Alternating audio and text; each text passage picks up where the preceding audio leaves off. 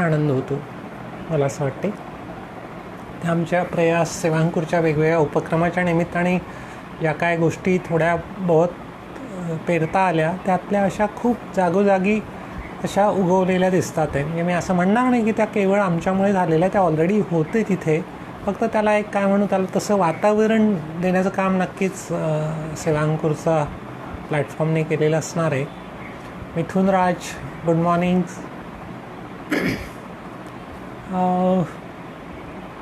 तर बेसिकली आजचा आपला 7वा दिवस आहे या संवादमालेचा. मी असं म्हणेल की संवादमालाच आहे आणि इट्स अँड लाऊड थॉट ज्याला म्हणेल. मी माझ्या स्वतःशी संवाद करतो आहे आणि तुमच्या सगळ्यांच्या सोबत करतो आहे असं मी म्हणेल. तर आजचा आपला 7वा दिवस आहे या सगळ्या संवादमालेचा आणि 7 दिवसांपासून आपण सोबत आहोत सगळे. जरा म्हणजे मी माझ्या स्वतःच्या आयुष्याबद्दलच्या गोष्टीचं कथन करतो आहे आणि तुमच्या प्रतिक्रियांमधनं मला तुमच्याबद्दल पण काही गोष्टी कळतात आहे. मला असं वाटते हा संवाद जो असतो तो माणसामधील संवाद जो असतो तो खूप महत्त्वाची गोष्ट असते. हा संवाद आपला जेवढा कायम राहील आणि जेवढा पक्का होईल, जेवढा जवळचा होईल, तेवढं ते नातं आणखीन पक्कं होत जाते. युगंधरा दुधे आपल्यासोबत आहे. Good morning. त्यामुळे खरंच मला असं वाटलं नव्हतं की पहिल्या दिवशी जेव्हा बोलूया म्हटलं होतं तेव्हा 7 दिवस बोलता येईल आणि तरी पण बरंच बोलण्यासारखं असेल हे नव्हतं माहिती मला.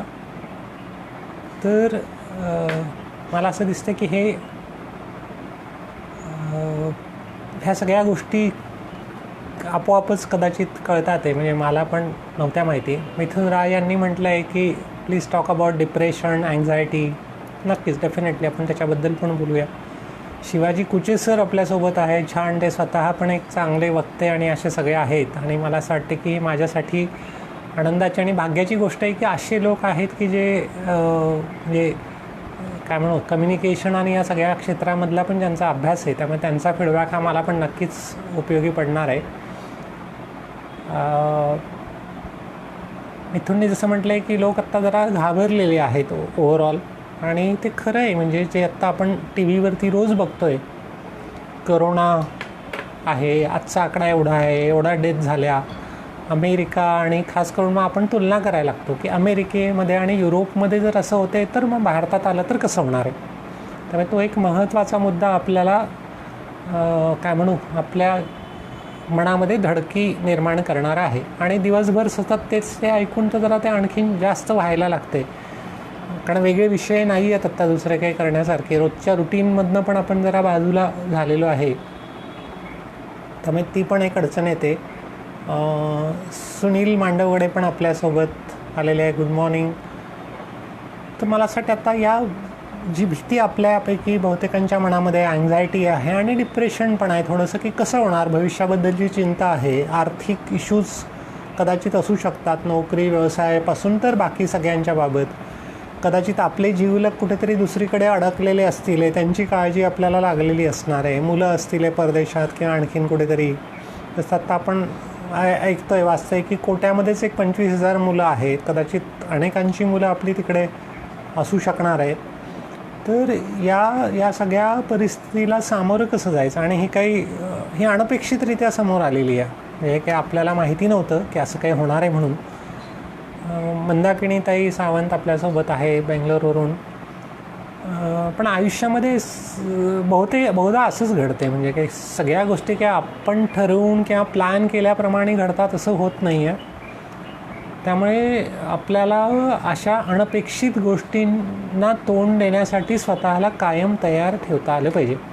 आणि पुढच्या वेळेस आणि त्याच्यानंतर पण बरेच काळपर्यंत मराठी म्हणजे 10वी-12 त्याच्या या सगळ्या परीक्षांसाठी जे काय असायचं ते अपेक्षित प्रश्नसंच, एक्सपेक्टेड क्वेश्चन बँक असं म्हणूया, की परीक्षेमध्ये काय येणार आहे बा. तर बरीचशी मुलं त्या अपेक्षित प्रश्नांचा विचार करून अभ्यास करतात त्याच्या आधारे, आणि त्या अपेक्षित प्रश्नांची उत्तरं पण अपेक्षित असतात. काय उत्तरं असायला पाहिजे तर त्यामुळे त्या परीक्षांसाठी ठीक आहे असं अपेक्षित प्रश्नांची अपेक्षित उत्तरं असणं, पण आयुष्यामध्ये असं घडत नाही. आयुष्यामध्ये खूप सारे प्रश्न हे अनपेक्षित असतात आणि त्यांची उत्तरं पण अनपेक्षित असतात. ती काही अपेक्षित उत्तरं त्यांना कामी नाही पडत आहे आपल्याला. तर अशा अनपेक्षितरित्या सामोऱ्या आलेल्या प्रश्नांना आपण कसं तयार व्हावं हा मुळातला प्रश्न आहे. दुर्दैवाने ते आपल्याला नाही लहानपणापासून आपण त्यासाठी तयार होत बरेच लोक, आणि त्याच्यामुळे मग आपल्याला जरा अडचणी निर्माण होतात आहेत. Yogesh Vasad good morning. अनंतकुमार खेडकर पण आलेत आपल्यासोबत. कुंतलेश्वर तुर्विले पण आपल्यासोबत आहेत.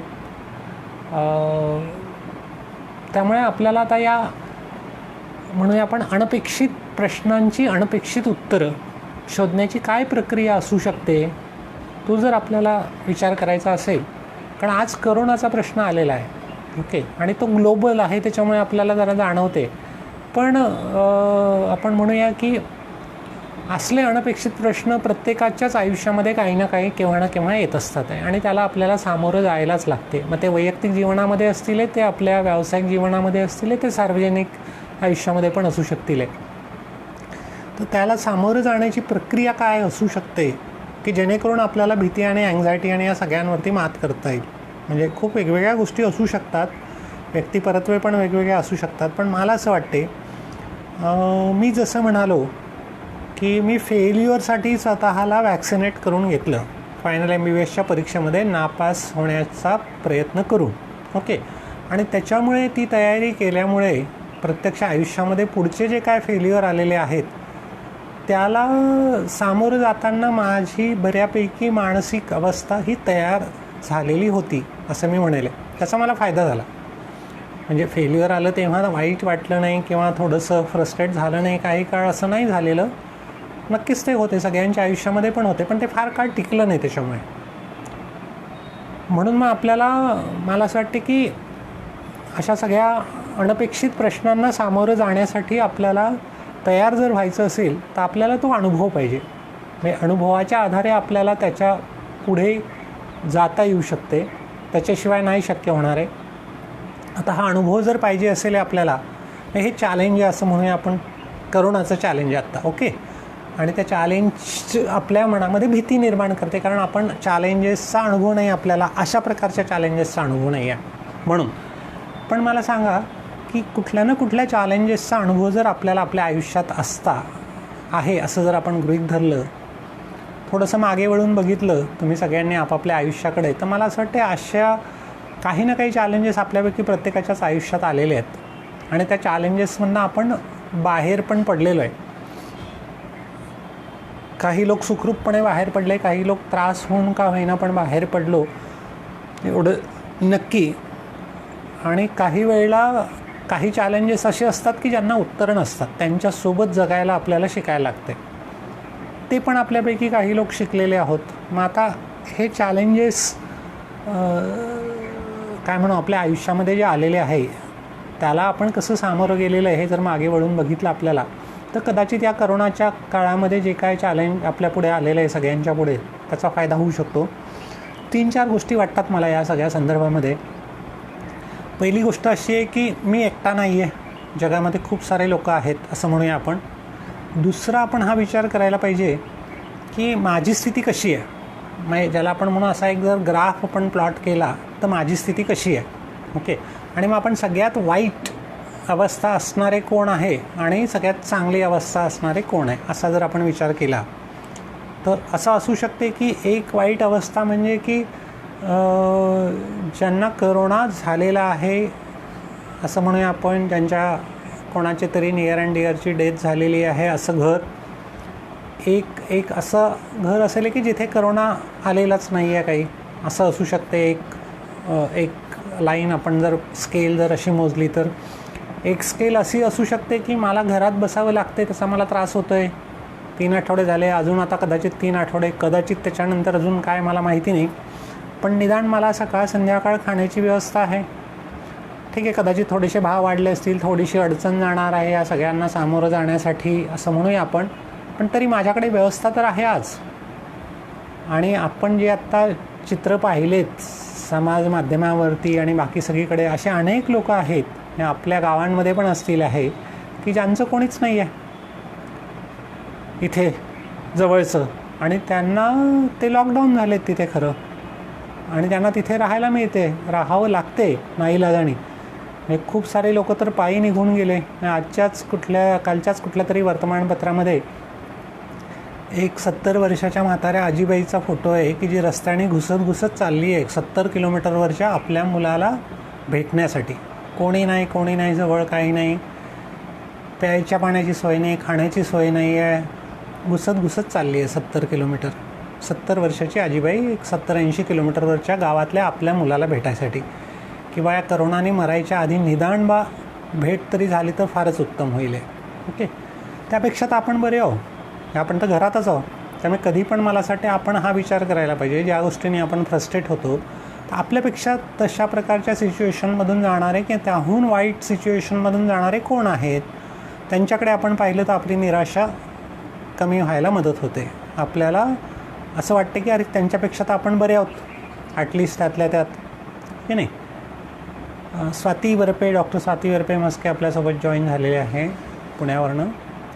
मला माझ्या आयुष्यातले एक दोन प्रसंग मी जरा शेअर करू इच्छितो, जे कदाचित मला असं वाटते की मे बी रिलिव्हंट असू शकतात या सगळ्या बॅकग्राऊंडला. मी जसं म्हणालो की माझा जीवनशैली आणि आरोग्य हा माझा अभ्यासाचा विषय राहिलेला आहे, आणि त्या संदर्भात बरेच वेगवेगळे प्रयोग आम्ही केलेले आहेत आयुष्यामध्ये. तर रवींद्र खाणंदे आपल्यासोबत आहे. नमस्कार. जसं मी म्हणालो तसं की हृदयाच्या रक्तवाहिन्यांमध्ये आलेले अडथळे, करोनरी ब्लॉकेजेस, हे औषधांशिवाय कसे दूर करता येतील हा माझा अभ्यासाचा विषय राहिलेला आहे, जीवनशैलीमध्ये बदल करून. जगात जे काय रिसर्च झालेलं आहे ते भारतामध्ये ज्या काय सुरुवातीला काही लोकांनी त्यावर आधारित काम सुरू केलं, डॉक्टर डीन ऑर्निश म्हणून अमेरिकन कार्डिओलॉजिस्ट, की ज्याने हे सिद्ध केलं 31 वर्षापूर्वी आजच्यापेक्षा, की हृदयरोगामधले अडथळे जे आहे हृदयाच्या रक्तवाहिन्यातले, ते औषधं न वापरता, किंवा काय म्हणू आपण त्याला, की जे अँजिओप्लास्टी आणि बायपास न करता पण रिव्हर्स करता येतात, हे सिद्ध करणारा तो जगातला पहिला हृदयरोग तज्ज्ञ. आणि मग त्या डीन ऑर्निशने जे काय मांडलं आहे त्याच्यामध्ये, की जीवनशैलीमध्ये बदल करायचे, आहारातले बदल, व्यायाम, योगा, स्ट्रेस मॅनेजमेंट आणि असं सगळं, तर त्यावरती आधारित मग प्रयोग, की एक तर मुळात व्हायला नको हृदयरोग, आपल्या करोनरीमध्ये ब्लॉकेजेस डेव्हलप व्हायला नको, किंवा झालेले असतील तरी ते रिव्हर्स करता येतील. तर त्यांनी जो संशोधन केलं आणि जे लॅन्सेट नावाच्या आमच्या वैद्यक्षेत्रातल्या जर्नलमध्ये 89ला प्रकाशित झालेलं आहे, त्यावर आधारित प्रयोग भारतामध्ये ज्या काही लोकांनी केलेत, सुरुवात त्याला असं मी म्हणेल आहे, तर त्याच्यामध्ये एक अहमदाबादचे डॉक्टर रमेश कापडिया आहेत, कार्डिओलॉजिस्ट. आपल्याकडे महाराष्ट्राचा विचार केला तर एक डॉक्टर जगदीश हिरेमठांचं नाव येते, पुण्याला असणारे. दिल्लीला एक डॉक्टर विमल छाजेड आहेत. नाही, फार कमी लोकांनी त्याची सुरुवात केलेली, कारण विज्ञानामध्ये पण नवीन शोध, नवीन संशोधनं ॲक्सेप्ट करायला जरा वेळ लागतो, सहजासहजी नाही ॲक्सेप्ट होत ते. तर पहिली जी 4-6 लोकं, म्हणजे माझ्या माहितीतली जी आहे, मी आता 20 वर्ष झाले त्या विषयामध्ये साधारणपणे काम करतो, वाचन आहे, कुठे काय चाललं थोडंफार माहिती आहे. तर अगदी सुरुवातीच्या काळात ज्यांनी हा विषय हाताळला, मला असं वाटते त्या सुरुवातीच्या काही लोकांमध्ये, म्हणजे महाराष्ट्रातलं तर नक्कीच म्हणेल मी, की त्यामध्ये माझं नाव घेता येऊ शकते. कदाचित भारतामधल्या पण सुरुवातीच्या काही लोकांमध्ये असू शकेल, किंवा गेले 20 वर्ष आम्ही त्या विषयामध्ये काम करतो आहे असं मी म्हणेल, हृदयरोगाला रिव्हर्स करण्याच्या संदर्भात. तर मग पुढे हळूहळू बाकी विषयांमध्ये काम करायला लागलो. आता नुकतंच आम्ही 2 वर्षापूर्वी आमच्याकडे एक डायलिसिस ज्यांना करायला लागते आठवड्यातून 2 वेळा, अशा लोकांचं एक शिबिर घेतलं, 7 दिवसाचं निवासी शिबिर आमच्याकडे प्रयासला. आय थिंक ऑक्टोबर महिना वगैरे असावा बहुतेक, दसरा दिवाळीच्या आधीचे दिवस आहेत ते. आणि एक 14-15 असे पेशंट्स की ज्यांना आठवड्यातून 2दा डायलिसिस करायला लागते, ते आणि त्यांच्यासोबत केअरटेकर, असे एक 30 लोक आमच्याकडे 7 दिवस मुक्कामी होते आमच्याकडे प्रयासला. कारण गेले 3-4 वर्ष झाले आम्ही थोडंसं इथे सुपर स्पेशालिटी हॉस्पिटल आहे गव्हर्नमेंटचं, त्यांच्याकडे एक डायलिसिस युनिट आहे, त्यांच्यासोबत काही ॲक्टिव्हिटीज करण्याचा प्रयत्न करतो आहे. फार काही मोठं नाही, पण छोट्या छोट्या गोष्टी. एक जसं आम्ही सुरुवात केली होती की ही सगळी गरीब लोकं, म्हणून ते गव्हर्मेंट हॉस्पिटलला येणार असं म्हणूया आपण. किडनीज फेल झालेल्या दोन्ही, आणि त्यांना जिवंत राहायसाठी डायलिसिस केल्याशिवाय गत्यंतर नाही. कुठून तरी दूरच्या खेड्यापाड्यातनं येणारे, मजुरी करणारे, शेती करणारे, अगदी काय म्हणू असं ज्यांचं हातावर पोट आहे असा वर्ग जास्त करून यामध्ये. त्यांना दर आठवड्याला 2दा यायचं आहे अमरावतीला, 50, 60, 70, 80 किलोमीटरवरनं. जाणं येण्यासाठी एका व्यक्तीला एक 150-200 रुपये लागणार, सोबत एक कोणीतरी लागतो, हे 500-600 रुपये एका वेळेला लागणार. आठवड्यातून 2दा आणि महिन्यातून 8 वेळा जर पकडलं तर असे 4-6 हजार रुपये नुसते प्रवास खर्च. ओके, म्हणजे त्यांना बाकी सगळं फ्री आहे तिथे, बाकी पैसे नाही लागत गव्हर्मेंट हॉस्पिटल असल्यामुळे. पण प्रवास खर्चाची सोय नव्हती. प्रवास खर्च फक्त एकदाच मिळायचा महिन्यातून, पण यावं लागते 8 वेळा. उद्याचं परवा गेलं तरी त्रास वाढतो आणि टाळता तर येतच नाही जिवंत राहायचं असेल तर. असा हा वर्ग सगळा. तर आम्ही थोडाफार काही दिवस थोडा प्रयत्न असा केला की त्यातल्या काही लोकांना, म्हणजे आमची पण क्षमता काही फार जास्त आहे असं नाही, पण काही लोकांना आम्ही प्रवास खर्चासाठी मदत दिली. की बाकी सगळं होते त्यांचं, पण या प्रवास खर्चाची कुठूनच व्यवस्था नाही आहे, जाण्या येण्याच्या बसच्या तिकिटांची. तर फार काही नाही, पण 1-2दा असं 30, 40, 50, 60 लोकांना बहुधा दिलं असावा प्रवास खर्च. आणि त्यानिमित्ताने मग त्या सगळ्यांशी संपर्क आला. त्यातनं मग जरा असं वाटलं की यांच्या मनामध्ये पण भीती आहे खूप. कारण भीती कसली आहे की एकदा डायलिसिस सुरू झालं की 3 वर्षाच्या आत आपण मरणार आहोत, हे त्यांना पक्कं माहिती आहे. कारण त्यांना आजूबाजूला जे काय लोक बघतात आहे ते डायलिसिस झालेले, त्यांची साधारणपणे अवस्था अशी झाल्याची त्यांना दिसते. त्यामुळे ते असं गृहीत धरतात की आत्ता आपलं समजा 2017मध्ये डायलिसिस सुरू झालं ना, जास्तीत जास्त आपण 2020पर्यंत जिवंत असणार आहोत, त्याच्या आत आपण मरणार आहोत.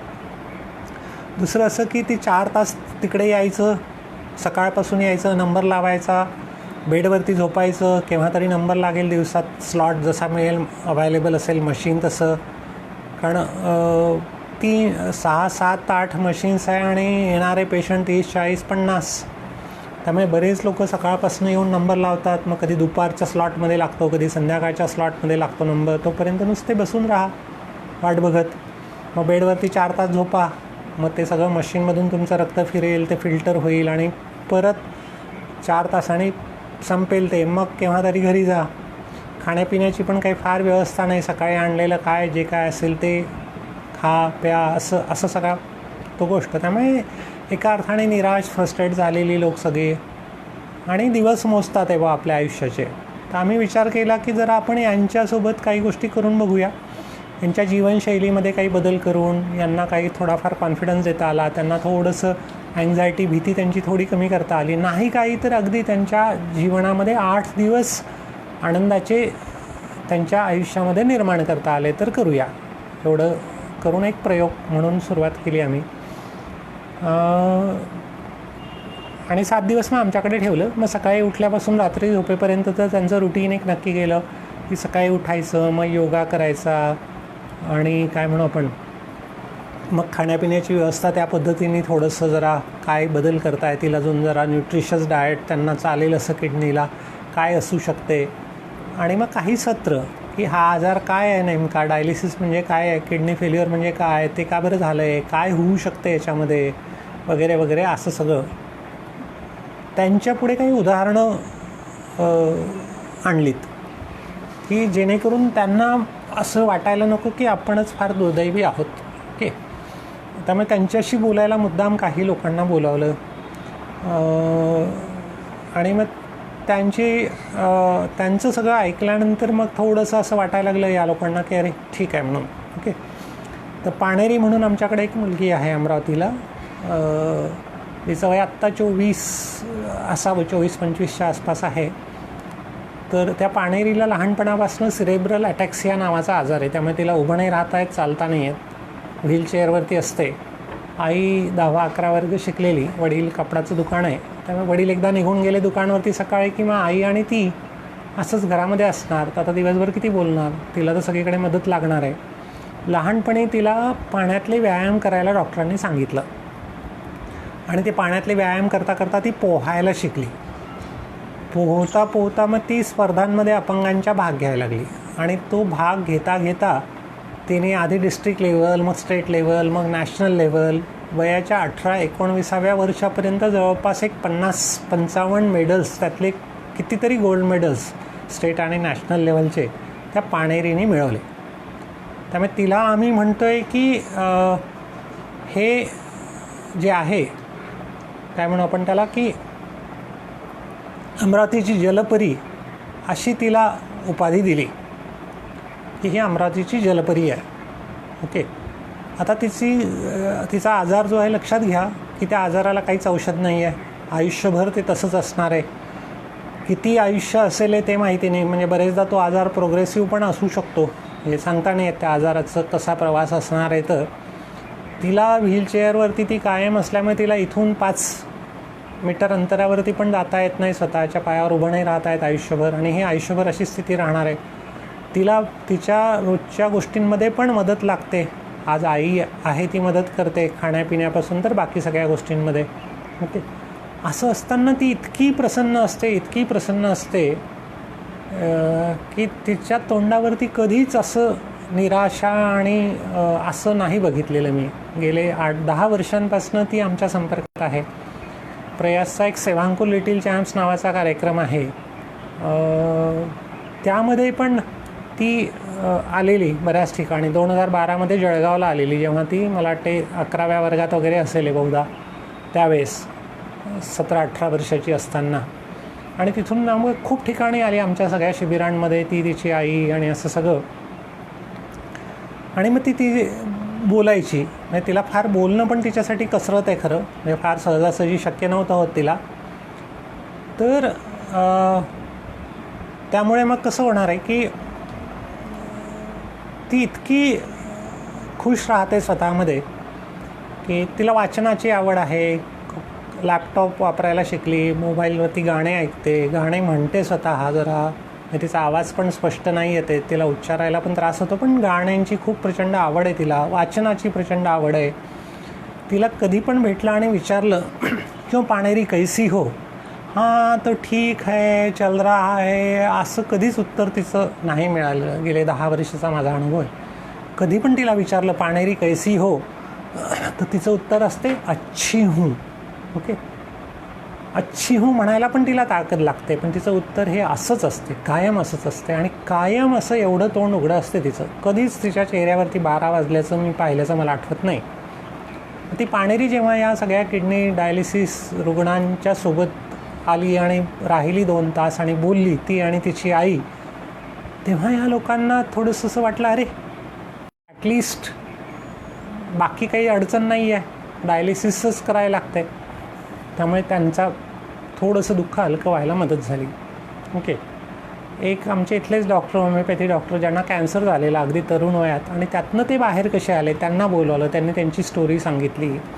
त्याच्यानंतर त्याच दरम्यान आम्ही ब्लाइंड लोकांसोबत पण आम्ही जरा काम करतो, डिसॅबिलिटी ग्रुपसोबत.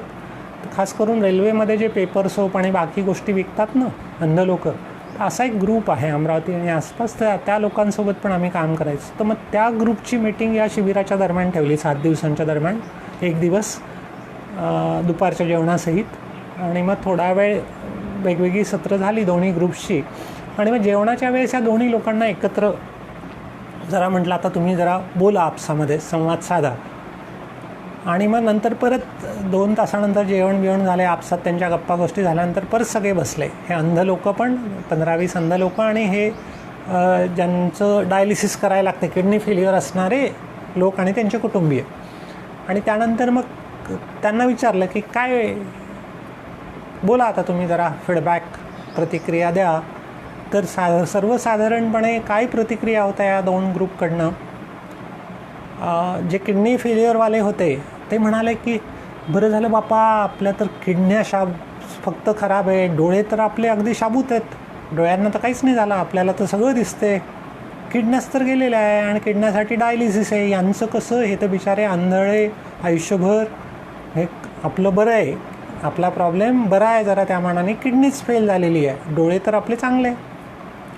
ते जे अंध लोक होते त्यांचा काय फीडबॅक मिळाला त्या ग्रुपकडून, बहुतेकांकडून, की बरं झालं आपल्या किडन्या चांगल्या आहे, डोळेच तर खराब झालेले, फक्त डोळ्याचं काय चालून जाते आपलं, किडन्या फेल झाल्या असत्या तर कसं झालं असतं आपलं. ओके, त्या दोघांना एक दुसऱ्यांना भेटल्यावरती आपलं दुःख हे जरा हलकं वाटायला लागलं. असं म्हणतात ना, आपल्यापेक्षा जरा वाईट परिस्थितीमध्ये, विपरीत परिस्थितीमध्ये असणाऱ्या कोणाला तरी भेटलं की आपल्याला आपलं दुःख हलकं वाटायला लागते. दुःख असतेच आहे, नाही तर आपलं ओझं, ज्याचं ओझं त्यालाच घेऊन जावं लागते, पण मग ते ओझं हलकं वाटायला लागते की नाही. मला वाटते ती गोष्ट जास्त महत्त्वाची असते. माणूस काय म्हणू, परिस्थितीला घाबरत नाही, परिस्थितीमुळे जी हतबलता येते त्याला जास्त घाबरतो माणूस, परिस्थितीला नाही घाबरत तेवढा. तर त्या दृष्टीने तो एक अनुभव जो आहे थेरपी म्हणून, तो खूप महत्त्वाचा वाटला मला. आणि त्याच्यानंतरचा आणखीन एक प्रसंग त्या शिबिरातला जो मला स्वतःला कायम मोटिवेट करत राहतो. आणि जेव्हा केव्हा फ्रस्ट्रेशन येते माझ्या आयुष्यामध्ये कुठल्या कारणाने, तेव्हा तो प्रसंग आठवला की माझं फ्रस्ट्रेशन दूर होते. कदाचित तुमचं पण होऊ शकेल, म्हणून तो अनुभव पण शेअर करतो. त्या शिबिरामध्ये आमच्या परतवाडा म्हणून तालुका आहे, तिथलं एक डायलिसिस ज्यांना करावं लागते असा एक पेशंट होता.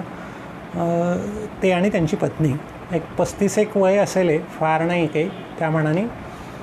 तर म्हणजे त्या 14 लोकांच्या ग्रुपमध्ये 3 लोक असे होते की ज्यांची लघवी जवळपास बंद झालेली होती, नियर झिरो. म्हणजे 24 तासांमध्ये लघवी किती होते, आपल्याला जिवंत राहण्यासाठी 1.5-2 लिटर लघवी रोज व्हायला लागते 24 तासांमध्ये. एकही दिवस जर लघवी नाही झाली तर आपल्याला प्रॉब्लेम येऊ शकतो, आपण आजारी पडू शकतो. तर यातले 3 लोक असे होते की ज्यांना 1 वर्ष झालं, 1.5 वर्ष झालं, 2 वर्ष झाले, लघवीचा थेंबच नाही. एक इंजिनियर मुलगा 24 वर्षाचा, BE झालेला, त्याला गेले 2 वर्षात लघवीचा एकही थेंब झालेला नव्हता. Okay, can you imagine. हा जो आमचा परतवाड्याचा होता, याला एक मोजून 2-4-5 मिली लघवी व्हायची. ओके, 2-4-5 ml लघवी 24 तासांमध्ये. ओके,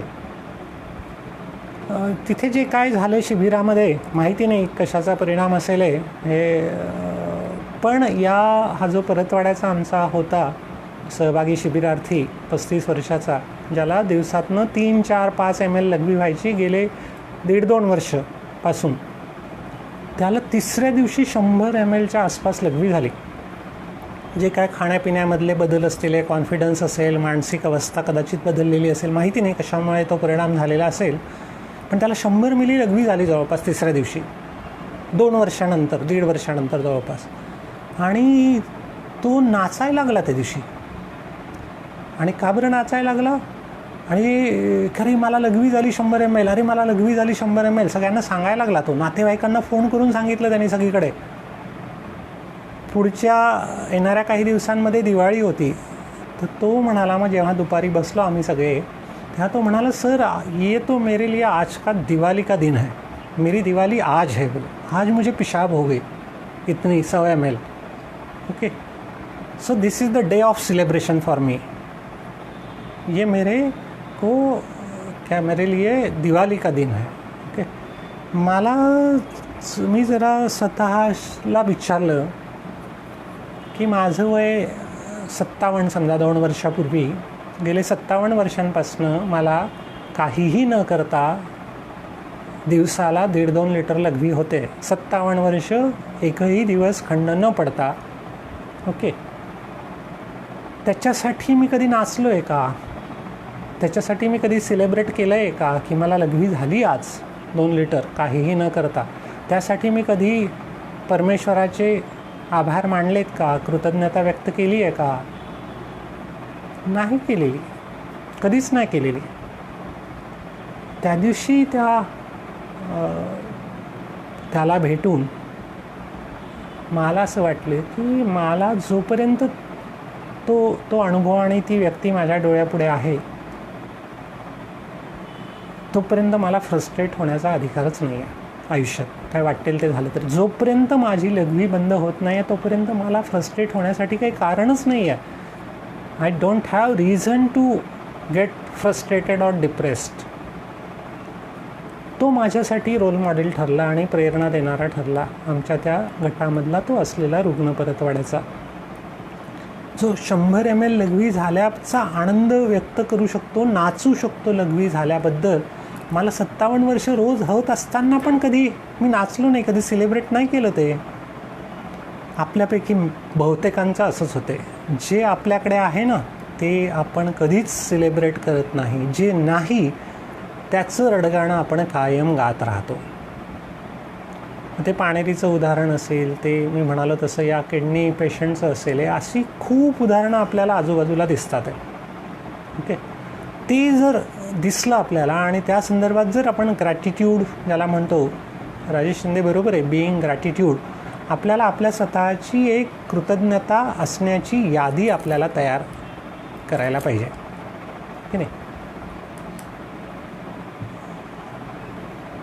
मला असं दुर्दैवाने असं झालं की 7 दिवसांचा प्रयोग संपला, आपापल्या घरी गेले. त्या 7 दिवसांमध्ये मेजॉरिटी डायलिसिसच्या पेशंटमध्ये म्हणजे आश्चर्यकारक, आता ही जी घटना आहे ना की 1.5-2 वर्षानंतर युरिन आउटपुट वाढते, आमच्या वैद्यक क्षेत्रामध्ये याला जरा चमत्कार म्हटलं जाते की असं नाही होऊ शकत. एकदा किडनी डॅमेज झाली की ती परत रिकवर होण्याची शक्यता नाही, असं साधारणपणे टेक्स्टबुक आणि बाकी सगळे सांगतात की नाही. पण मला असं वाटते, माहिती नाही, आपल्या शरीरामध्ये अमर्याद क्षमता असतात, त्या जर आपल्याला वापरता आल्या तर miracles can happen, miracles do happen, असं वैद्यकशास्त्र पण सांगते. म्हणजे काहीच अडचण नाही त्याच्यामध्ये. जेव्हा मी हा प्रयोग करायचं ठरवलं किडनी पेशंटला घेऊन, एक करूया 7 दिवसांचा प्रयोग, आणि असं अनाऊन्स केलं सोशल मीडियामधनं, माझे काही डॉक्टर मित्र म्हणाले की अरे तू हृदयाबिदयाचं ठीक आहे म्हणे, त्याच्याबद्दल संशोधन झालेलं आहे आणि ते सिद्ध झालेलं आहे, किडनीच्या बाबत असं कुठेच नाही म्हणे, रेफरन्स काय याला की याच्यामुळे काही फरक पडेल बा लाईफस्टाईल आणि या सगळ्यांमुळे, शिबिरामुळे, असं मला माझ्या काही मित्रांनी सांगितलं. पण मग मी काय म्हणालो त्यांना, म्हणजे म्हटलं मग याचा अर्थ ज्या गोष्टींचे रेफरन्सेस आहे पुस्तकामध्ये त्याच गोष्टी आपण आयुष्यभर करत राहायच्या का? असं का नाही करायचं की नवीन काही रेफरन्स क्रिएट करता येईल यासाठी काही प्रयत्न नाही करता येणार का आपल्याला? माहिती नाही, we don't know right now what is going to happen, पण प्रयत्न करायला काय हरकत आहे आपल्याला आज?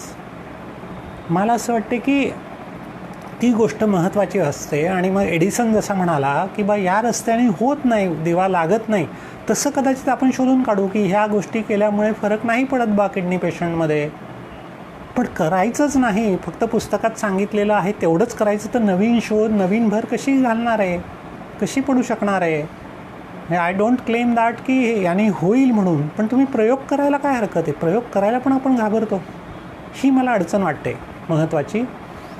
त्याच्यामुळे मला असं वाटते की ही गोष्ट महत्त्वाची ठरते. तर त्यामुळे तो अनुभव मला कायम प्रेरणा देत राहतो. त्यामुळे आपल्याकडे जे नाही आहे त्याचा आपण कायम रडगाणं गात बसतो, त्यापेक्षा माझ्याकडे काय आहे याचा आपण विचार करायला पाहिजे. फ्रस्ट्रेशनमधनं बाहेर यायचं असेल तर त्याचा आपल्याला फायदा होऊ शकतो. मला स्वतःला सुदैवाने अशी खूप उदाहरणं माझ्या आजूबाजूला मिळत आली. म्हणजे मला माहिती नाही, पण माझे मित्र मला सांगतात की तुला कसं काय दिसते ह्या सगळ्या माणसं आणि ही उदाहरणं, आम्हाला का नाही दिसत? माहिती नाही, कदाचित परमेश्वराची माझ्यावर जरा जास्त कृपा असेल म्हणून त्यांनी मला तो चष्मा दिला. कदाचित थोडेफार प्रयत्न मी पण केलेले असतील, मे बी त्याच्यामध्ये शक्यता आहे. त्याच्यामुळे कदाचित मला असली उदाहरणं कायम मला दिसत आलेली आहे लहानपणापासून, असं मी म्हणेल. आणि त्याच्यामुळे मग मला फ्रस्ट्रेट नाही होता येत आयुष्यात, ठरवलं तरी नाही होत आहेत, मी असं म्हणेल कदाचित. जसं ते रामायणामध्ये, मी ते पण एक उदाहरण सांगतो की रामायणामध्ये जशी लक्ष्मण रेषा असते ना, एक आपण पाहतो आहे आता रामायण सुरूच आहे की लक्ष्मणाने ती रेषा आखून दिलेली, त्याच्या आत सीता सिक्युअर्ड असते, त्याच्या बाहेर निघालं तर ती असुरक्षित असते. आणि तेच घडते रामायणात, ती लक्ष्मण रेषेच्या बाहेर येते आणि सगळं घडते. आपल्याला आपल्या भोवती पण अशी एक लक्ष्मण रेषा आखून घ्यायला पाहिजे प्रत्येकाला. लक्ष्मण रेषा कशासाठी? की फ्रस्ट्रेशन, डिप्रेशन, हताशा, निराशा हे आपल्या आयुष्यात यायला नको. निगेटिव्हिटी हा रावण आहे. निगेटिव्हिटी जी आहे ना आयुष्यात वेगवेगळ्या निमित्ताने येणारी, हा रावण आहे. या रावणापासून जर आपल्याला बचाव करायचा आहे, कशाचा? सीता कोणती आहे?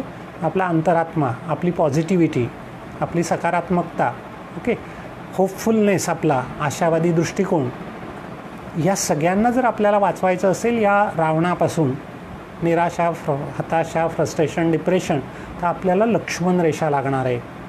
आणि ती लक्ष्मण रेषा काय असेल आहे की ती ओलांडून फ्रस्ट्रेशन आतमध्ये येऊ शकणार नाही, काय वाटेल ते झालं तरी. पण ती लक्ष्मण रेषा असेल सकारात्मक विचारांची, सकारात्मक माणसांची, सकारात्मक वाचनाची, पॉझिटिव्ह गोष्टींची. अशी पॉझिटिव्ह उदाहरणं आपल्या आयुष्यात जर असतील आपल्या आजूबाजूला, आणि तशी सिक्युरिटी लाईन जर असेल ना आपल्या आजूबाजूला, Z+ सिक्युरिटी लाईन, तर काय वाटेल ते होऊ दे आयुष्यामध्ये, आपल्याला अडचण जाणार नाही. ते आपल्यापर्यंत नाही पोहोचणार आहे. त्यातनं पण आपल्याला मार्ग काढता येईल, त्यातनं पण आपल्याला पुढे जाता येणं शक्य आहे. तर अशी एक Z+ सिक्युरिटी लाईन, मी फार सुदैवी आहे की माझ्या आजूबाजूला अशी एक स्ट्रॉंग सिक्युरिटी लाईन मी बिल्टअप करू शकलो आहे. आणि त्याच्यामुळे निराशा माझ्या आयुष्याला फारशी स्पर्श नाही करत कधी, असं मला वाटते. म्हणजे ही सगळी उदाहरणं जी आहेत ती. डॉक्टर विनायक हिंगणे आपल्यासोबत आज जॉईन झालेले. मला आनंद वाटते विनायक की आज तू पण आहेस. डॉक्टर विनायक हिंगणेंबद्दल पण मला सांगायला पाहिजे खरं की हा डॉक्टर, तरुण डॉक्टर मी असं म्हणेल, बुलढाण्याला आहे.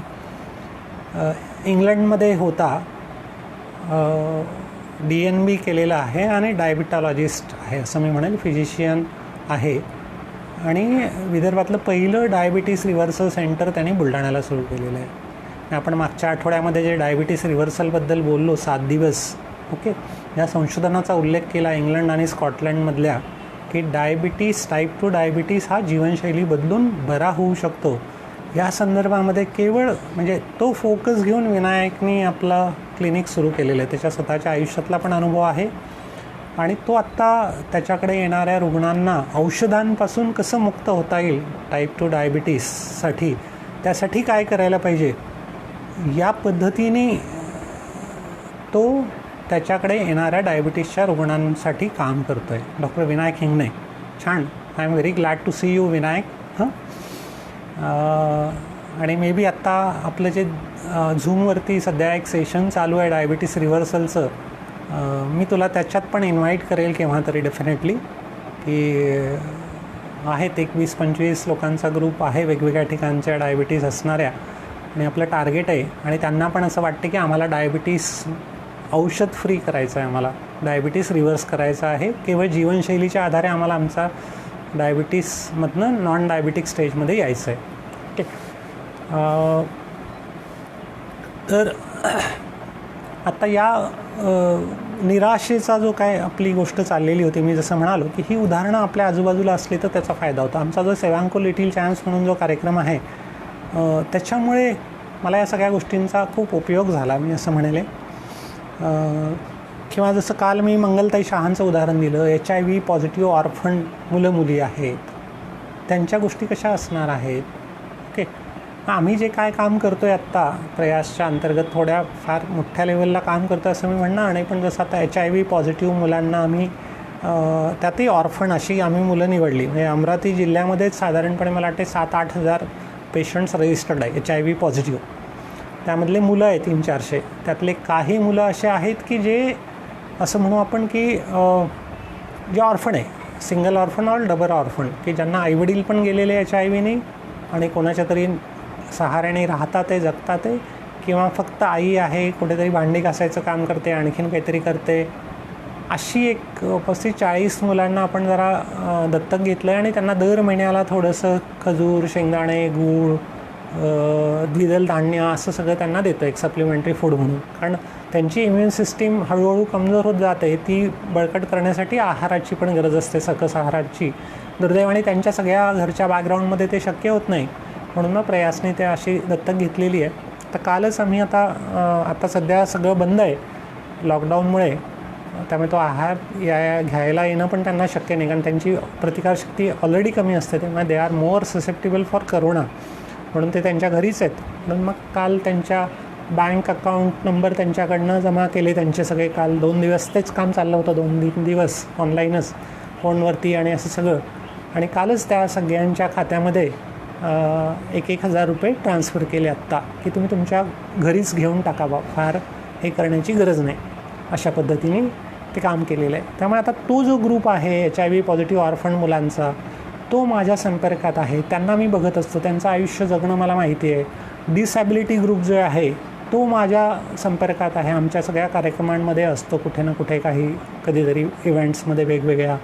पाणेरीसारखं उदाहरण सांगितलं मी तुम्हाला, किडनी फेल्युअरचं उदाहरण सांगितलं, कॅन्सरच्या संदर्भामध्ये आम्ही काम करतो आहे. ओके, कॅन्सरच्या बाबतची एक आठवण मी तुम्हाला सांगेल. आमच्या आम्ही बिघडलो कार्यक्रमामध्ये दर महिन्याला एक कार्यक्रम व्हायचा आणि मला वाटते 3रा कार्यक्रम आम्ही असा केला होता की ज्यांना कॅन्सर झालेला आहे अशा लोकांना बोलावलं त्यात आणि त्यांनी त्यांची उदाहरणं, त्यांचे काय म्हणू अनुभव सांगायचे, त्यांच्या आयुष्याबद्दल बोलायचं.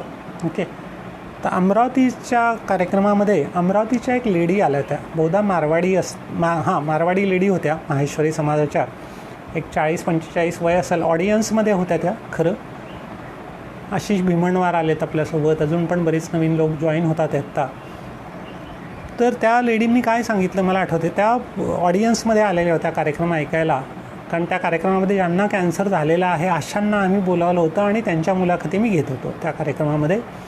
तर मला कोणीतरी येऊन सांगितलं की सर त्या एक लेडी आहे आणि त्या म्हणतात की त्यांना पण बोलायचं आहे, त्यांना पण कॅन्सर आहे आणि त्यांना फार वेळ बसता येणार नाही कदाचित, तर त्यांना जरा बोलायचं आहे. ओके, मग मी पटकन त्यांना बोलावलं स्टेजवरती आणि त्यांच्याशी जरा गप्पा मारल्या. त्यांनी त्यांची कहाणी सांगितली. मारवाडी कुटुंब, एक मिडल क्लास फॅमिली, व्यापारी कुटुंब असं म्हणूया आपण. आणि त्याच्यानंतर मग काय झालं की त्यांचा कॅन्सर जो आहे तो स्टेज 3 स्टेज 4च्या अवस्थेला पोहोचलेला होता त्या दिवशी ज्या आल्या होत्या त्या. 5-7 वर्ष झाले, 5-1 वर्ष झाले असतील त्या की टाटा कॅन्सरला जायच्या, किमो घ्यायच्या, बाकी काय सर्जरी, रेडिओ वगैरे सगळं ते काय झालेलं होतं. एक व्यापारी कुटुंब, मारवाडी कुटुंब, थोडं ट्रॅडिशनल असं म्हणूया आपण, परंपरागत विचारसरणी असणारं, त्यामुळे मारवाड्यांमध्ये जो पल्लू वगैरे असतो ना सगळा, त्या प्रकारचं ते कुटुंब. ओके, आणि त्यांनी मग काय केलं की ते असं म्हणाल्या की कॅन्सर होण्याच्या आधी जे एरवी सर्वसामान्य गृहिणींना जे करावं लागते, चूल्हा चौका, इतना ही मेरी ज़िंदगी थी कि दिन भर अपना सब लोगों का, आने जाने वालों का, खाने पीने का और बाकी सब घर के कामकाज करते देखो, इतना ही मेरा काम था. बोले जब से कैंसर हो गया बोले तब से मैं महारानी बन गई. बोले ओके, कॅन्सर ने मुझे महारानी बना दिया. बोले ओके, हे त्यांचे शब्द होते, मला आत्ता पण आठवतात. कॅन्सर ने मुझे महारानी बना दिया. महारानी कैसे बना दिया? बोले जब से कैंसर हुआ है तब से ये सब चूल्हा चौका छूट गया. बोले मेरे लिए अभी सेपरेट कमरा हो गया है. बोले वहाँ टीवी लगा है. बोले मेरे लिए सिर्फ वहाँ एक कॉल बेल लगी है. बोले मुझे कुछ भी चाहिए रहा तो खाली बटन दबाने का, कोई तो भी घर में का दौड़ते हुए आता और मुझे देता है. पानी चाहे खाने का हो, चाहे कुछ भी हो. तो महारानी हो गई. बोले मैं तो, कैंसर ने मुझे महारानी बना दिया. फिर बोले अब मैं जब बम्बई जाती हूँ टाटा कैंसर में, तब क्या होता है, तो वहाँ जाके कीमो लेती हूँ. बोले और फिर उसके बाद या उसके पहले सब चीज़ें खा लेती हूँ. बोले जो मैंने कभी ज़िंदगी में नहीं करी थी वो सब चीज़ें मैंने कैंसर होने के कारण से मैं कर पा रही हूँ. अभी तक के ज़िंदगी में तो बस पल्लू लेकर के ही रहना है, यही था. बोले कैंसर होने के बाद मैंने, बोले एक भी फैशन ऐसी नहीं रही कि जो मैंने नहीं किया, चाहे वो क्या बोलेंगे बेल बॉटम से लेके तो सब चीज़ें मैंने पहनी. बोले वेस्टर्न और ये सब. तो कॅन्सर ने मुझे महारानी बना दिया. बोले त्यावेळेस त्यांची कॅन्सरची अवस्था ही स्टेज 4ची वगैरे असणार आहे, शेवटच्या अवस्थेमध्ये जवळपास असं. त्यावेळेस त्या लेडीचे, त्या ताईंचे उद्गार होते की कैंसर ने तो मुझे महारानी बना दिया. मुझे मालूम नहीं. बोले कि मेरी ज़िंदगी के कितने दिन बाकी है, दैट आई डोंट नो, मगर इतना पक्का है. बोले कि कैंसर मुझे महारानी बना करके, महारानी का पद दे करके मुझे शायद ये दुनिया से रवाना करेगा, जो शायद और नहीं हो सकता कभी भी. मला असं वाटलं की त्या स्टेजला ही पॉझिटिव्हिटी असणं, की मृत्यू आता समजा दिसतोय कॅन्सरच्या त्या सगळ्या प्रवासामध्ये, आणि त्या कॅन्सरला मला महाराणी बनवल्याबद्दल कृतज्ञता आणि आभार मानणं कॅन्सरचे झालेल्या, it's a very different example. Okay, ते उदाहरण त्यांचं म्हणजे मला वाटतं ही 2005-6 वर्षापूर्वीची गोष्ट असेल आहे, कदाचित 2014 शक्यता आहे, 13-14 काहीतरी. पण हे मला पक्क वाक्य त्यांचं लक्षात आहे आत्ता, कॅन्सरने तो मुझे महाराणी बना दिया है. ओके, त्या दुर्दैवाने नाही राहिल्यात नंतर मग फार दिवस. पण मला वाटतं हा ॲटिट्यूड जो असतो ना, हा खूप महत्त्वाचा असतो. सगळ्या लढाया आपल्याला जिंकता येत नाही, पण लढण्याची वृत्ती मात्र जरूर लागते. ओके, ते असली उदाहरणं आपल्या डोळ्यापुढे आली तर आपल्याला पॉझिटिव्हिटी मिळते. ज्ञानेश्वर मोरेंनी लिहिलं आहे की सर आम्ही फुल न फुलाची पाकळी देऊ शकतो या सगळ्या गोष्टींसाठी जरूर. म्हणजे ज्यांना कोणाला असं वाटते की या सगळ्या उपक्रमांमध्ये काही मदत करावी तर त्यांनी जरूर मला व्हॉट्सअपवरती टाकावं. म्हणजे मी बँक डिटेल्स पाठवू शकेल तुम्हाला. प्रयास एक रजिस्टर्ड ट्रस्ट आहे, ज्या संस्थेमार्फत आम्ही या सगळ्या गोष्टी करतो. आणि जे काम मी करतो आहे गेली 36 वर्ष झाले, प्रयास स्थापन होऊनच 26 वर्ष झाले या संस्थेला. इन्कम टॅक्सचे सगळे सरकारी काय म्हणू आपल्याला ज्या काय गोष्टी आहेत त्या आहेत त्या ठिकाणी. प्लस ATG इन्कम टॅक्समध्ये जी काय एक सूट असते ती पण असते उपलब्ध त्या ठिकाणी. तर मी तुम्हाला बँक अकाउंटला ट्रान्सफर करता येतील. तुम्ही मला फक्त व्हॉट्सअपला टाकाल वेगळे, म्हणजे मग तुम्हाला ते बँक अकाउंट ज्यांना कोणाला पाहिजे त्यांना देता येऊ शकेल. करोनाच्या संदर्भात पण आत्ता आम्ही जसं आत्ता मध्यंतरी मागच्या आठवड्यातच इथे ब्लाइंड लोक, तेच परत रेल्वेमध्ये हॉकर्स जे होते ना, आता सगळे बंद आहे रेल्वे आणि इथे, त्यामुळे त्यांचा व्यवसाय सगळा बंद आहे. आणि हे दिवसभर कमावणार आणि रात्री खाणार अशी सगळ्या हातावर उपजीविका असणारे लोक, तर त्यांना मग आम्ही आत्ता जरा एक थोडासा किराणा एक किट बनवून त्यांना एक 60 लोकांना 60 फॅमिलीला किराण्याची किट दिली आत्ता. मे बी कदाचित परत देण्याची गरज पडू शकेल आत्ता, कारण लॉकडाऊन अजून लांबलेलं आहे. पुढे पण किती दिवस असं राहणार माहिती नाही. आणि ब्लाइंड लोक तर बिचारे, त्यांना स्पर्शाशिवाय गत्यंतरच नाही. कुठेही जायचं असलं तर स्पर्श हा करावाच लागतो. आणि आपण म्हणतो आहे की करोना हा स्पर्शाने जरा पसरण्याची शक्यता जास्त असते, पण त्यांना जर जगायचं आहे तर बाहेर पडावं लागेल कदाचित.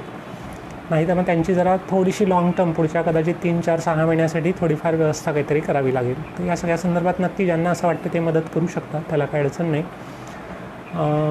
शुभदा पावडे आपल्यासोबत आहे, तुषार आखरे आपल्यासोबत आहे बीडवरून. बरीच नवीन मंडळी पण आज मला दिसतात आहे या सगळ्या प्रवासामध्ये. मला आनंद वाटते की सोनल वैद्य, सोनल आमची जुनी परत सेवांकूरवाली, ती पण मला दिसते. खूप छान वाटते की या निमित्ताने मधल्या काळात जो संपर्क खंडित झालेला होता तो परत जरा काय म्हणू तसं पुनरुज्जीवन होते आहे असं मला दिसते. त्यामुळे सगळ्यांना मी सांगेल की तुम्ही व्हॉट्सअपला तुमचे जरा फोन डिटेल्स पण द्याल. म्हणजे फेसबुकवरनं तर आपण भेटतो आहे, पण मग जरा फोन नंबर जर असतील, मोबाईल नंबर, व्हॉट्सअप नंबर, तर ते जरा जास्त उपयोगी पडेल. माझा व्हॉट्सअप नंबर आहेच आहे फेसबुकला सगळीकडे. तर परत आपण जरा संपर्कात राहूया नेहमीसाठी असं मी म्हणेल. तर असं ती सिक्युरिटी लाईन आपल्या आजूबाजूला असली तर मग निराशा येत नाही आपल्याला. त्यामुळे मी प्रयत्न हा केलेला आहे की मला निराश नाही व्हायचं आहे आयुष्यात, काय वाटेल ते झालं तरी पण. तर म्हणून मी जाणीवपूर्वक असेच उपक्रम जरा साधारणपणे निवडलेत की ज्याने मला स्वतःला फायदा होणार आहे पहिली गोष्ट, आणि त्याने इतरांना जो काय फायदा होतो थोडाफार तो ठीकच आहे समजा, पण मला तर होतो डेफिनेटली फायदा हा. तर मला असं ते निराशा आणि फ्रस्ट्रेशन दूर करण्यासाठी हे सगळं लागते आपल्याला. दुसरं, करोनाच्या संदर्भात मी असं म्हणेल की आपल्याला गणिताचा इथे विचार करायला पाहिजे. जे आपल्याला सगळे सांगतात आहे खरं TV वरनं, पण तो मुद्दा हायलाईट होत नाही आज तेवढा, की करोना हा फारसा तसा घातक आजार नाही आहे. म्हणजे संसर्गाच्या संदर्भामध्ये प्रचंड आहे तो, पण अदरवाईज ज्याला म्हणून सिरियसनेस, गंभीरतेच्याबाबत जर आपण विचार केला तर 80% लोक जवळपास, फार तर 30-40% लोकांना तर सिम्टम्सच नसतात काही. 30-40% लोकांना 2-3 दिवस जसं सर्दी पडसं थोडासा ताप असतो एवढंच असते आणि बस संपलं, त्यांच्यासाठी करोना संपला. म्हणजे 80% लोक तर हे असेच बरे होतात. त्यांना फार तर पॅरासिटामॉल वगैरेची गरज पडते, याच्यापेक्षा जास्त काही लागत नाही. आणि वेट अँड वॉच, ऑब्झर्व असणं त्यांना की काही कॉम्प्लिकेशन किंवा काही आणखीन वाढते का तेवढं बघणं, एवढीच गरज असते. उरलेले जे 20% आहे त्याच्यामधले पण 15%ना कदाचित हॉस्पिटलायझेशनची गरज असू शकते आणि थोड्याफार ट्रीटमेंटची गरज असू शकते त्यांना.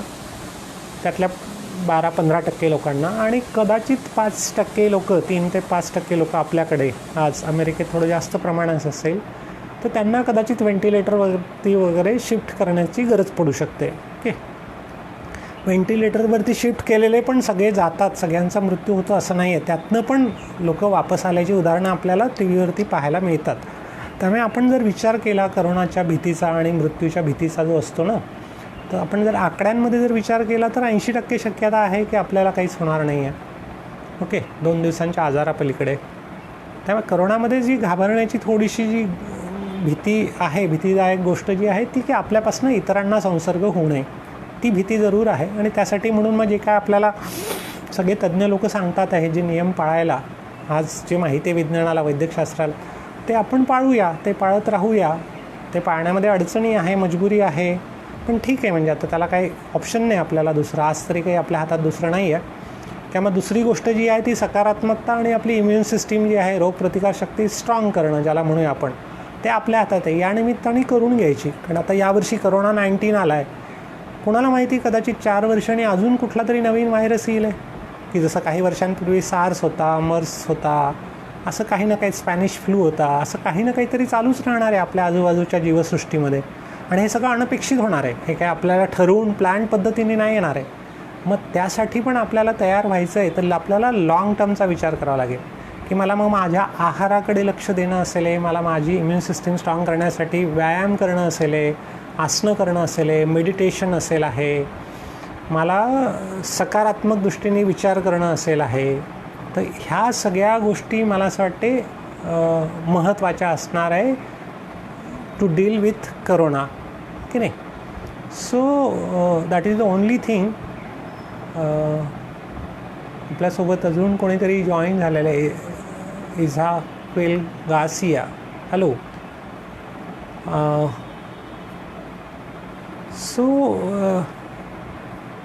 basically we need to think in those terms कि corona, the mortality, that is what we say, the death rate in corona is comparatively less than the previous, what we can say, infections like SARS, MERS, where the death rate was around 30-40%. In corona the death rate is around, if we see the statistics of the world, it is what we can say from 2 to around 13-14%. Highest in Italy, maybe Italy and France, okay, Spain, it is around 12-13% death rate.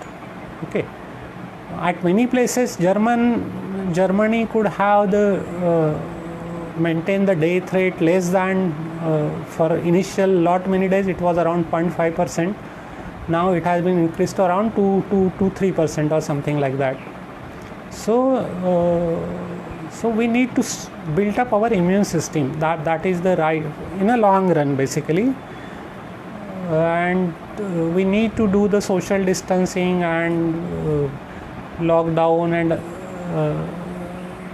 keeping away from the source of infection, avoiding going in a crowded places. These are the things these are the measures which probably we can take regarding the COVID-19. Okay, there are some guidelines which has been issued by the Ayush Department of Government of India based on the Ayurveda and the traditional healing medicines, is that drinking the hot water, then doing meditation, doing yogasana are the probably answers. So that guidelines are also available on the Government of India site, so that one can follow. Probably I had given the answer to your question. तर मला असं वाटतं की ह्या सगळ्या गोष्टी आपल्याला या करोनाच्या निमित्ताने जरा विचार करायला संधी मिळाली. एरवी आपण नाहीतर आज 10:30 वाजता असं सकाळच्या वेळेला मोकळं बसलोच नसतो. मी पण नसतो बसलेलो आणि तुम्ही पण नसता स्वस्त बसलेले ऐकत, आणि हा संवाद आपला झालाच नसता. त्यामुळे आपण करोनाचे या निमित्ताने आभार मानूया की आपल्याला त्यांनी या संवादाची संधी दिली असं म्हणूया. करोनाशी जे लढतात आहे करोनामुळे ज्यांना जरा अडचणी झालेल्या त्या अडचणींमध्ये आपण काही मदत करू शकतो का आपल्या लेवलला? आपापल्या ठिकाणी राहून करा, तुम्ही तुमच्या ठिकाणी राहून. तुमच्या ठिकाणी जर तुम्हाला वाटत नसेल की तुम्ही नाही करू शकत ते, तर मग कदाचित प्रयाससारख्या संस्थांच्या माध्यमातून करता येईल किंवा CM-PM फंड जो आहे त्याला कॉन्ट्रीब्यूट करून करता येईल. म्हणजे कुठल्याही पद्धतीने whatever way you wish to do it ते आपल्याला करता येणं शक्य आहे. मला असं वाटते ते केलं आणि त्यांना जेवढी मदत होणार आहे कदाचित आपल्याला जास्त मदत होईल. त्यापेक्षा आपल्या सकारात्मकता वाढायला, आपल्याला पॉझिटिव्हिटी वाढवायसाठी पण त्याचा आपल्याला डेफिनेटली उपयोग होऊ शकेल आहे असं मला वाटते. आज पण झाला आहे, तासभर झालाच आहे आपला. आपण काय म्हणजे मला पण कळत नाही, तुमच्यापैकी पण अनेकांचा फीडबॅक असा असतो की सर 1 तासभर कसा होतो कळत नाही. मला पण मध्ये मध्ये जरा बघायला लागते की किती वेळ झालेला आहे. असं नको व्हायला की मी बोलूनच राहिलो आणि खेचतोय जास्त तुम्हाला आकारणच, असं पण नको व्हायला. कारण मला बरेचदा बोलताना भान राहत नाही, माझं घड्याळीकडे पण फारसं लक्ष नाही राहत मग खूप वेळा. त्यामुळे जरूर असं कधी वाटलं तर आठवण करून देत जा, तर त्याचा उपयोग होईल. पुन्हा आपण उद्याला भेटूया. म्हणजे मला माहिती नव्हतं सुरू करताना की किती दिवस आपण सुरू ठेवणार आहोत हे सगळं, पण आता 1 आठवडा झालेला आहे. काय वाटते तुम्हाला की पुढे पण सुरू ठेवायला पाहिजे की आपण थांबायला पाहिजे आज? ते पण जरा मला टाका कॉमेंटमध्ये. जर असं वाटत असेल की आत्ता थांबायला पाहिजे तर हरकत नाही, आपण थांबू शकू. आणि जर असं वाटत असेल जे आहेत आत्ता माझ्यासोबत त्यांना जर असं वाटत असेल की नाही सर सुरू ठेवा, आम्हाला ऐकायचं आहे, तर नक्की आपण कंटिन्यू करूया. तसं असेल तर आपण उद्या परत 10:30 वाजता भेटूया आणि मे बी भेटत राहूया जोपर्यंत तुम्ही म्हणताय थकत नाही. म्हणजे मी तर नाहीच थकणार डेफिनेटली. तुम्ही जोपर्यंत थकत नाही ऐकायला तोपर्यंत मला बोलायला काहीच अडचण नाही आहे. नक्की आपण भेटत राहूया. ज्योती भंडारीने लिहिलं आहे की सुरू ठेवला पाहिजे सर. हरकत नाही, असं जर असेल तर काहीच प्रॉब्लेम नाही. म्हणजे नक्की आपण सुरू ठेवूया. मी आता 7 दिवसांच्या प्रवासामध्ये बघा, मी जर आता विचार करतो आहे, मी जसं बरेचसे असे एक्सकर्शन घेतो, जरा डायव्हर्शन होतात आपल्या याच्यात सगळे. पण असं जर सलग आपण सिक्वेन्शियली पाहिलं तर मला असं वाटतं की कॉलेजच्या दिवसापर्यंत फायनल MBBSपर्यंत येऊन पोहोचलो. त्याच्या पुढच्या गोष्टी पण आपण करूया. अच्छा, बऱ्याच लोकांचं म्हणणं आहे की सुरू ठेवावा. कुंतलेश्वर तुरवले आहेत, राहुल वसाडकर आहे, खेडकर आहे, योगेश वसाड आहे, रेणुका देशपांडे आहे. कंटिन्यू करूया, हरकत नाही. एवढे लोक जर आहे, Himanshu Roy to be continue, yes surely, I am very glad to get that feedback. काल ऋषिकेशने, काल मी जे म्हणालो होतं, अपील केलं होतं की जरा हे अनुभव काही मी जे काय सांगतो आहे मला सांगायला फार अडचण जात नाही, लिहायला अडचण जाते जरा. आणि तुमच्यापैकी काहींनी असं म्हटलं होतं की सर हे जर लिहून ठेवता आलं तर उपयोगी पडेल. तर मी जरा परत अपील करतो आहे. काल ऋषी आपल्यासोबत होता, ऋषिकेश नारखेडे. त्याने पण एक जबाबदारी घेतली की मी पण लिहून काढतो आहे म्हणून. कालच तो सुरुवात करणार होता. पण मला यासाठी तुम्ही लोक पण जर काही लिहू शकला त्यातले आणि तसा एक फीडबॅक जर देता आला की सर हा अनुभव आणि तो मला असा उपयोगी पडतो आहे, यासाठी महत्त्वाचं मला ते वाटते, तो त्याचा जरा जास्त उपयोगी पडेल मलासाठी. तशा प्रकारचा फीडबॅक छान वाटते आहे, उपयोगी आहे, ठीकच आहे, पण it should be more specific.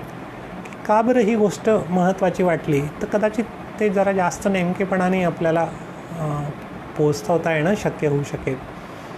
Definitely म्हणजे रोज नवीन लोक जॉईन होतात आहे. बरेच लोक जे इथे मला दिसत नाही आहे, पण मला मग कधी फोनवरती बोलताना किंवा व्हॉट्सअपवरती वगैरे पण त्यांचे मेसेज येतात की सर छान सुरू आहे आणि सुरू ठेवा. हरिहर वाटवे आपल्यासोबत आहे, आमचा जुना मित्र खूप, जो सावंतवाडीला असतो. शांतिवन म्हणून मुंबईजवळची जी संस्था आहे कुष्ठरोग्यांची, तिथे हरिहरने काम केलेलं बरीच वर्ष आणि आत्ता सावंतवाडीला असतो. नमस्कार हरिहर, खूप छान झालं आहे, आत्ता भेट होत आहे. धीरज, आपण कंटिन्यू करूया, डेफिनेटली काहीच हरकत नाही आहे.